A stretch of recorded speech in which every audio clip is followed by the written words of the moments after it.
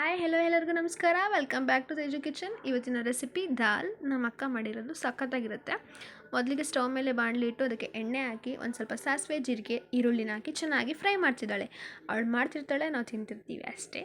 ಇದು ಆದಮೇಲೆ ಅದಕ್ಕೆ ಸ್ವಲ್ಪ ಚಿಲ್ಲಿ ಹಾಕಿದ್ದಾಳೆ. ಒಂದು 3-4 ಹಸಿಮೆಣ್ಸಿನ್ಕಾಯಿ ಹಾಕಿ ಚೆನ್ನಾಗಿ ಫ್ರೈ ಮಾಡಿ ಜಜ್ಜಿಟ್ಟಿರುವಂಥ ಶುಂಠಿ ಬೆಳ್ಳುಳ್ಳಿ ಕೂಡ ಹಾಕಿ ಚೆನ್ನಾಗಿ ಫ್ರೈ ಮಾಡ್ಕೋಬೇಕು. ಚೆನ್ನಾಗಿ ಫ್ರೈ ಆದಮೇಲೆ ಒಂದು 3-4 ಟೊಮೆಟೊ ಏನು ಹೆಚ್ಚಿಟ್ಟಿರ್ತೀರಲ್ವ ಅದನ್ನು ಹಾಕ್ಕೋಬೇಕು. ಇದು ಚೆನ್ನಾಗಿ ಫ್ರೈ ಆಗಬೇಕು. ಸ್ವಲ್ಪ ಸಾಲ್ಟ್ ಹಾಕಿ ಫ್ರೈ ಮಾಡಿ, ಸ್ಕಿಪ್ ಆಗಿದೆ ವಿಡಿಯೋ, ಸಾರಿ.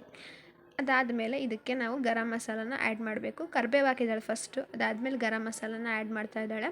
ಗರಂ ಮಸಾಲ ಆ್ಯಡ್ ಮಾಡಿದ ಮೇಲೆ ಚೆನ್ನಾಗಿ ಮಿಕ್ಸ್ ಕೊಟ್ಟು ಒಂದು 2 ಟೇಬಲ್ ಸ್ಪೂನ್ ಚಿಲ್ಲಿ ಪೌಡರ್ ಹಾಕಿ 1 ಟೇಬಲ್ ಸ್ಪೂನ್ ಗೀ ಹಾಕಿದ್ದಾಳೆ.